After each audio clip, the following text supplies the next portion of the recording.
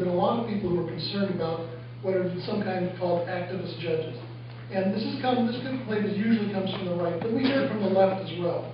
And I think what people are getting at there is that they're concerned that a judge has let his personal political beliefs control the decision of the outcome of the case. The Constitution, of course, is the ultimate document in terms of legal authority. Whether there's a statute that says so or not, that's the top. So if you're concerned that you think judges are getting away from it, I think it's because you're beginning to believe that, as many people do, that judges are not following the law because they've got their own personal views.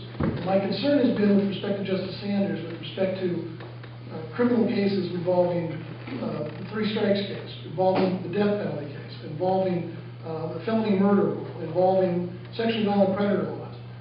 He has had a view that has been outside the judicial mainstream and I think reflects his own personal agenda. And so my view has been that judges have got an obligation to rule impartially, fairly, and consistently. And to accomplish that goal, you have to be able to put your own personal preferences aside. Now, as a trial court judge, I have to do this every day.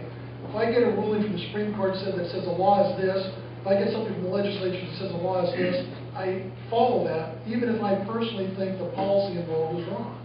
And it's important that we do that because it's the legislative candidates who are the folks that have been vetted by the public and who said, you know, I'm the one who got up and said, I'm for this for taxes, I'm for this for some social policy, I'm for this for spending priorities.